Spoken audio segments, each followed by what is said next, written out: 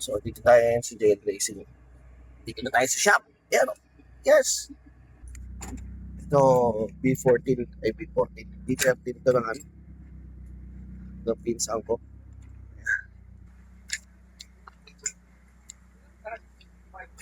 So, ito yung magsay kakabit natin kay Bugoy. Yung 2 wheel 16s. Yung gulong niya. Sana pumasok. 205, 205, 45, 60.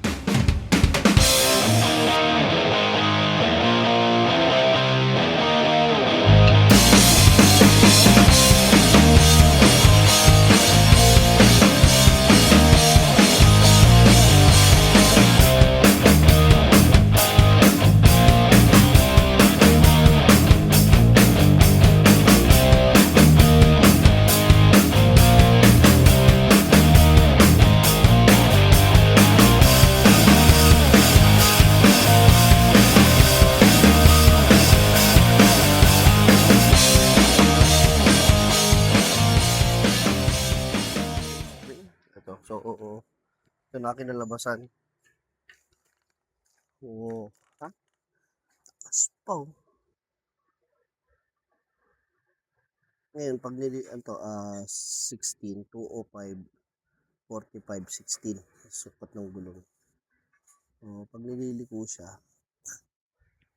ilang ikot kaya yun? Tingnan natin. So, pasahid ko doon sa fender liner.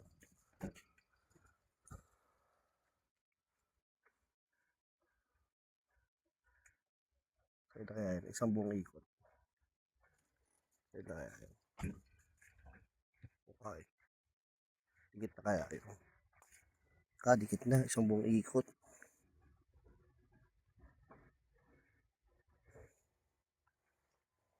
Tipid naman sa ikot nito pag ganun. Ang tipid sa ikot nito, isang buong ikot lang. Sayad na. Is ganda. Is ganda. So, kakabit ko ba o hindi? Yun. Okay. So, ito na yung mags ni Bugoy. Kinabit ni Boss Joan. Ang sukat nito ay 16 na 205/45. Ayan. Tama. So, sakto sa likod. Hindi ko na-check kung ano offset. Ano? Pogi na ni Bugoy. Pogi na. Uy, malambot yung gulong sa likod. Kailangan pahanginan sa labas. Ayan. Ano, nga, malambot yung gulong sa likod. Kakain muna kami ng Mang Inasar. Sponsored by soon to be, Master of Painters. Sa Antipolo. Magkakaroon ng paint shop kami dyan sa Antipolo. So, sa mga gusto mong papintura, pwede kayo pumasyal. Soon, i-announce ko kung saan. Papasyalan din natin, pa-vlog natin. Ayun, oh. Master of Painters, oh. So, yun, ito 2-inch left natin siya. Tapos, ayusin natin natin pinion. Yung wiper ni Bugoy, kasi wiper call nga, hindi pa na ako convert into, right-hand drive. Right-hand drive. Left-hand drive. Kaya, iiwan natin to by next year sana kay JL Racing.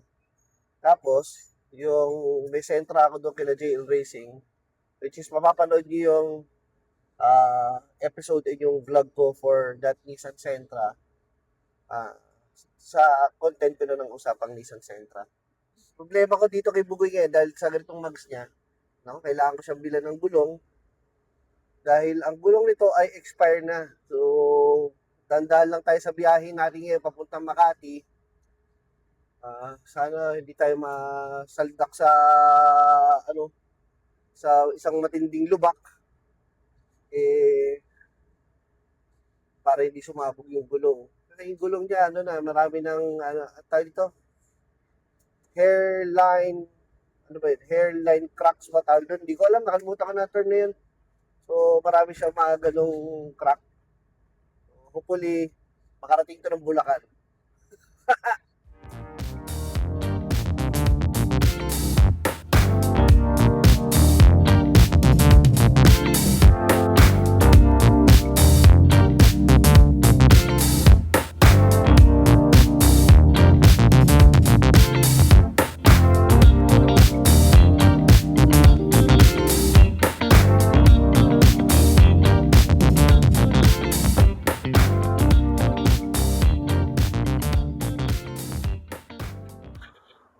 So, ito na nga mga kausap. Ito na itsura ni Bugoy after natin ikabit yung 16s na mags na naka 205/45 na size ng tires. So, pakita ko sa iyo. Si Bugoy. Oh. Sa harang na tricycle. Pero okay lang. Ayan. Ayan. 205/45 size 16 yung mags. Saka yung gulong, yun ang sukat. Ang napansin ko sa kanya nung pinabit ko tong gulong na to, bumigat syempre. Masyado mabigat yung mags sa yung gulong. Medyo tumas yung consumption natin sa gasoline. Kaya napapaisip pa rin ako kung ikakabit ko to kay Bugoy. Kasi kaya ko binili si Bugoy is because of the yung fuel consumption na matipid. So, pero ang ganda, pogi. Ayan, pogi ni Bugoy. Diba? Tapos, nung kinabit ko siya, sumaside siya, itong gulong na to, yung sa harapan, sumaside siya pag tino-turn mo sa left and right. Sumaside sa harapan na bumper. So, mapapansin nyo, doon sa part na yun, tinabasa namin ng konti ni JL Racing yung yung bumper para hindi sumahid yung gulong. So, nasasagad ko pa rin siya ng pihit. Yung offset lang ng mags, hindi ko alam kung offset kasi na-excite ako, pinabit lang namin. Kaya hindi ko na check kung ano yung offset ng mags. Pero ang bigat, siguro from 15.5 na consumption ko na kilometers per liter, bumaksak ako sa 13.5. So, bigat nung sa bigat ng mags. Yung dating mags is 13s lang kasi yung 13 inch lang. So, makitid, magaang, madaling pihitin dahil makitid yung gulong.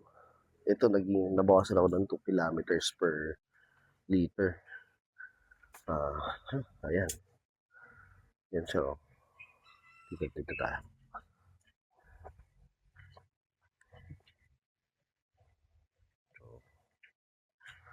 Si Bugoy. Dumi ng mags. Dumi dito sa kalye sa Bulacan. Kaya, laging papalinis ko lang yung Bugoy. Dumumi na naman kagad. So, ito ang susubukan ko next. Isang 15 na steel rims. 15 inch na steel rims na ano specs ito? 195 5515. So, yan susubukan ko next. Dito kay Bugoy, mas magaang to, pero mas malaki yung diameter, total diameter, kasi 55 series.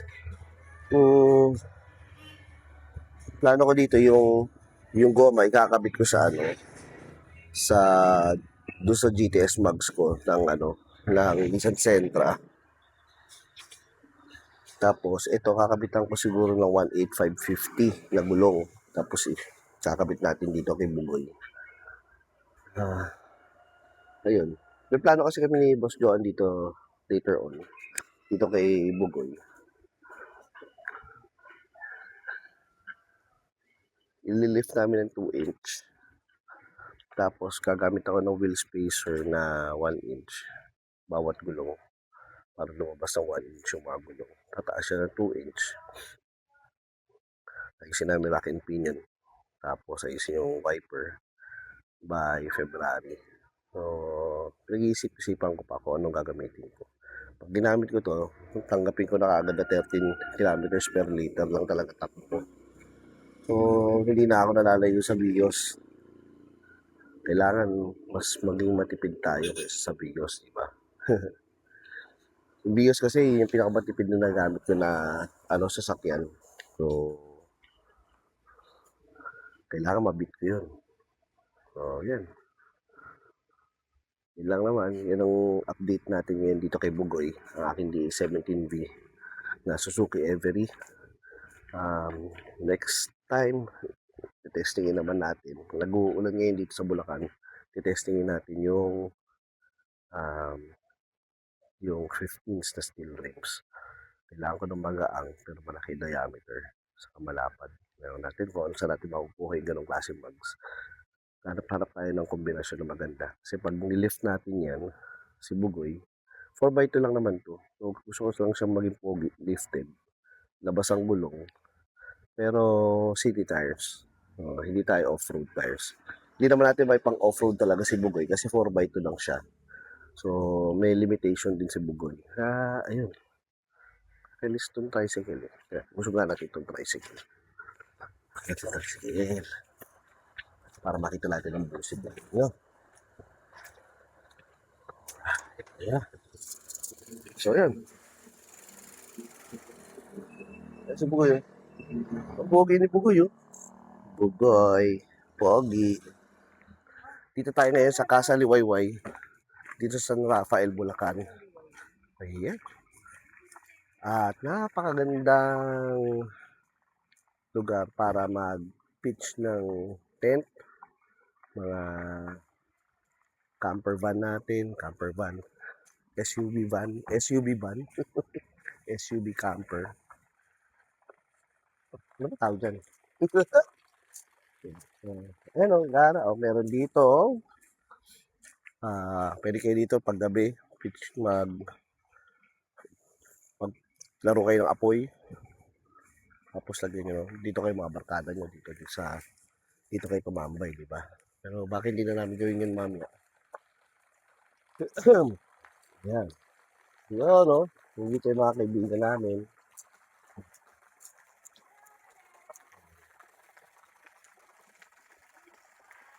Yes.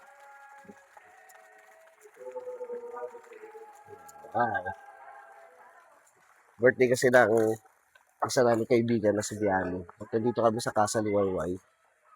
Habang hindi pa magulo at hindi pa mukhang disaster yung lugar, itutur ko na kayo. So, dito sa Casa Liwayway, meron kayong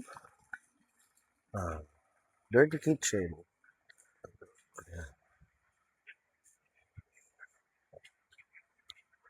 Malakas sa tubig. May ihawan. At may paradaan sa sasakyan. Well, lipat ko na kaya si Bugoy dito. Si Bugoy, nanahimik dito sa tabi ng dirty kitchen. Tapos mamaya magsiswimming tayo.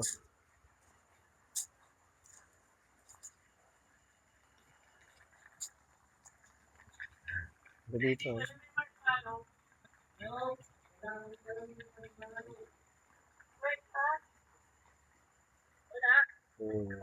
Oh, nice.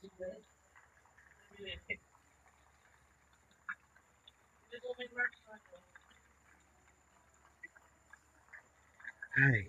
So, yun lang. Ganda dito sa Casa Liwayway. Check nyo ka lang Facebook page. Casa Liwayway. Yun yata yung may 5,000 plus na followers. Kasi may ibang Casa Liwayway kayo, natanungan, baka ma-scam kayo. So, sa FB, mga ganun. Kahit saan naman social media. So, ingat lang sa pagbubuk ng mga resorts na gusto nyo makita. Resorts na gusto nyo stayan. Yung mga scammers din. Charger ka dyan, kuya.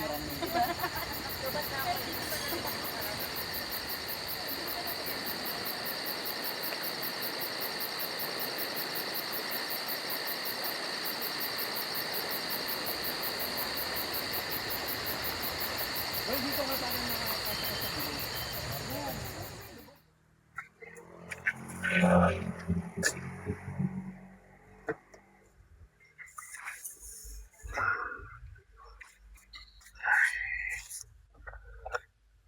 Good morning mga kausap. Patapos na po ang taong 2025 at medyo natapos na rin ang bagyo ng dami ng gigs ng MYMP for the month of December. Ano yan kasi, sa aming mga musikero, ang December ay parang may 13th month payday kami dyan. So, maraming gigs ng December kaya kabisihan. Actually, pagpasok pa lang ng BER para sa mga musikero, pagpasok pa lang ng BER ay marami ng unti-unti nang dumadagsa ang gig. Kasi nandiyan yung mga year-ender party, mga Christmas party, pasukan ng mga weddings. So, ganyan ang buhay musikero. Kaya pasensya na po kayo sa mga nakaraang linggo hindi po tayo nakapag-upload. Pagbigay ng follow-up video para kay Bugoy ang ating DA17V na Suzuki Every. So, sorry.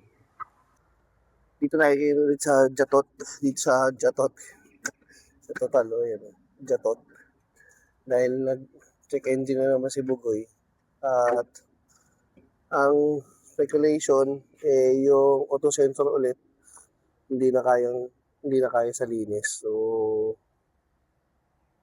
bili tayo o harap tayo ng surplus na auto sensor. Kasi mahal din ang brand new na auto sensor. Tingnan natin kung kaya ng bulsa natin. Pero sa ngayon, dahil papunta ako ng Angeles, Pampanga, papunta sa gig ng MYMP, reset muna. Hopefully, matagal bago mag-on ulit yung check engine. So, yun. Kukunin ko muna ang tools. I-reset ko muna ulit si Bugoy. Yan. Tinanggal ko muna yung battery na Bugoy. Yung isang terminal lang. Kapitan natin. Hopefully, mawala na yung check engine.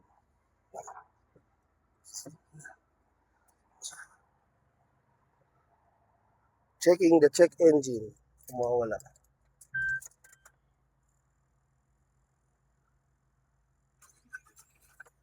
Yun, nawala. So, same problem again and again. Sandali lang. Sarado na natin. Mga binagbubuksan natin. Tapos biyahin tayo ng Angeles and late na ako. So yun, punta muna tayo ng Angeles, Pampanga. At kaya wala tayo masyadong upload. Kuha ng busy month ng mga musikero ngayon, December. Alam nila yan, alam niyo yan. Maraming mga event ngayon, Christmas party, year-end party. Kaya wedding, yan. Maraming ganap sa mga musikero ngayon, kaya hindi tayo makapag-upload. So, mag-upload ako ulit soon. Today is December 27. At i-upload ko na naman sa inyo is another problema ng minivan. Kaya solusyonan natin yan. Hanapan natin ng solusyon para doon sa mga praning bumili ng minivan. Huwag kayong praning. May solusyon naman sa mga bawat problema. Hindi lang naman lang sa atin. So, tara, mamanaya muna ako. Dito na ako sa NX. Bye. So, yun. Gusto ko nga palang i-share sa inyo yung kilometer per liter ni Bugoy. Recently, nung nagpalit ako ng steel rims na 15s, from Magwell sa 13-inch, Magwell ako ng 16-inch, lumakas talaga siya sa gas from average ko. Yung sa 13-inch ko na mags, ang tinatakbo ni Bugoy ay 15.5 kilometers per liter. Doon sa 16-inch na mags na pinabit ko na mabigat, tumakbo ko ng 12.5, 13 kilometers per liter. So, ang laki ng binaksak ng average ng per liter ni Bugoy.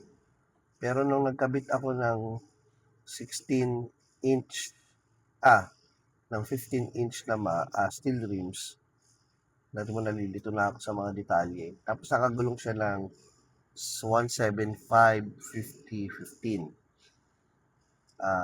Ang tinakbo na ni Bugoy ay ano yun? Ayan. 17, kung nakikita niyo siguro, 17.6 kilometers per liter. So, laki. Sa average, ha. Tapos, malaking factor yung binibira mo ba ng mabilis si minivan mo o relax driving ka lang. Pakiramdam ko, ewan ko, sa mga matagal na nagde-drive, mararamdaman nyo naman kung humihiyaw yung makina or or humihingi pa, basta mararamdaman nyo yun eh. Ang ang tingin ko normal driving para sa mga minivan natin na RO6A is sa DE17V or same with the W variant na naka-Tiptronic. Ang normal driving sa kanya na tumataas yung average ng consumption niya ng gas per liter is nasa around 60. So, between 60 and 70 kilometers per liter ang speed mo.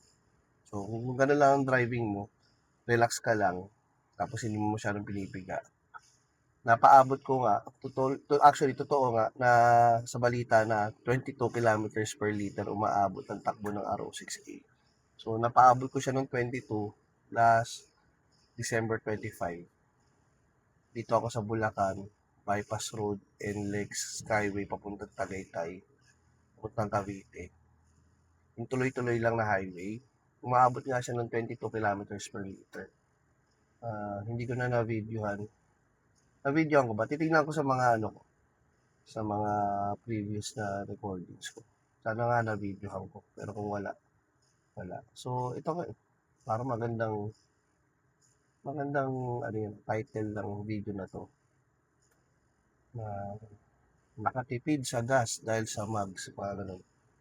Hindi ko alam kung paano. Corny ba? So, yun. Ngayon patatanggalan natin ng gulong si Bugoy. Yun nga, niload ko na sa likuran yung mga mags ni Bugoy na 16H. Mga expired na gulong na kasi. Kaya kailangan ko ng patanggal. At magkaroon man lang ng konting space sa bahay. Kasi mababato ka na ako ng asawa ko dahil. Sige, habang nasa biyahe tayo, share ko sa inyo na yung mga days na gamit ko si Bugoy from mga days na gamit ko si Bugoy na dito na ginagamit ko siya for 8 nitong December. One time papunta ako ng Pampanga, umilaw na naman yung check engine niya. Nilinis na namin ni Boss Joan yung JL Racing,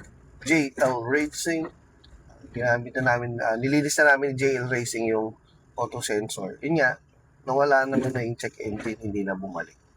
So, mga ilang buwan din yun, mga 3 buwan, 4 buwan na rin yata nakakaraan yun, hindi na bumalik yung check engine. Recently nga, gamit ko papunta Pampanga, umilaw na naman yung check engine. So, palagay ko, it's time na palitan na talaga yung auto sensor.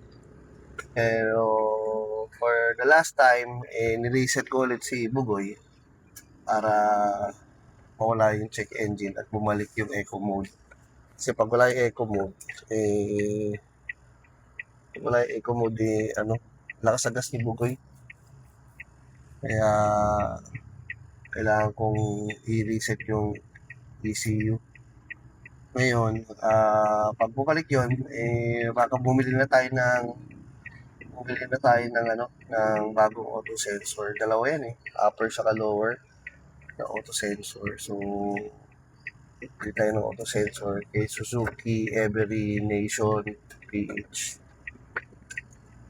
Medyo may kamahalan ng brand new. Actually, I'm considering na bumili na rin ng yan, kung may tapat yung camera rin. I'm considering na rin na bumili ng surplus kay Timely. Kaso baka maka-tempo rin tayo ng pasira na auto sensor. Kaya, tignan natin mahal kasi yung brand new rin. Kaya, kino-consider ko rin bumili ng surplus. Pero knowing kasi na itong si Bugoy ay isang surplus Japan din na unit.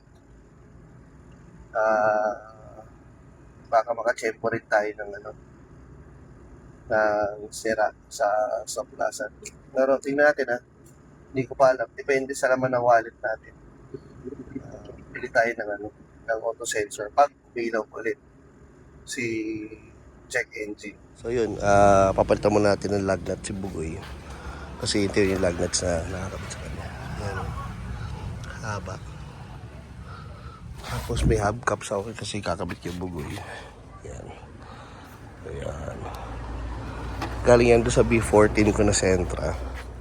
Na ito rin yung dati yung steel rims na kinabit ko ngayon kay Bugoy.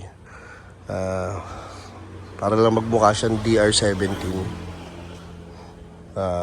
NB100. O ano, mas nakita ko may badge pa ako ng Every dito. Wala, trip ko lang siya ko yung DR17. Kasi nga, Nissan content tayo, di ba? So, gawin ko siyang DR17. Nissan Sentra content kasi tayo eh. Joke. Yun lang. Tignan ko lang. Maganda pag naka-hubcaps eh. Yung badge din ng Suzuki sa harapan, papalitan ko ng Nissan. So, doon sa mga nanonood sa akin na naka DR17, yung Nissan badge nila, gusto nilang gawing Suzuki, palitan lang tayo. Baka gusto nyo, trip lang. Gusto ko ng Nissan badge. Kasi nga, usapang Nissan Sentra tayo. Years ago ba? O years ago kaya yata. So, yun. Tara. So, ito na itsura ni Bugoy. One side pa lang nakakabit natin na hubcaps na 15.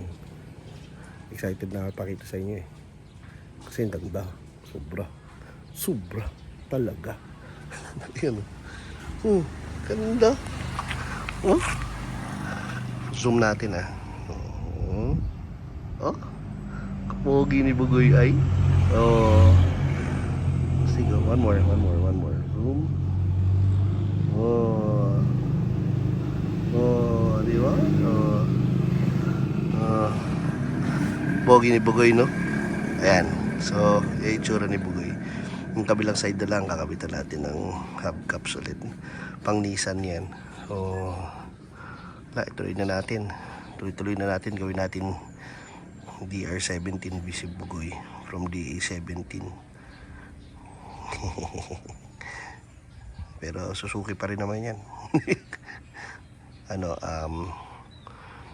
Merong problema si Bugoy sa identity. Yun. Yan ang gara, pogi, no? Yes! Alright! So, yun lamang. God bless everyone. Update ko kayo sa susunod na update natin dito kay Bugoy. Sa ngayon, medyo busy-busy pa tayo sa trabaho natin. Kaya hindi tayo masyadong makapag-upload. Walang oras mag-vlog. Ano ba yan? Ano bang vlogger to? Walang oras mag-vlog. So, yun lang. God bless everyone. Paalam na kay Bugoy. Magkita-kita tayo next sa ano ba yan? Bulol pa. Magkita-kita tayo sa next upload. Bye!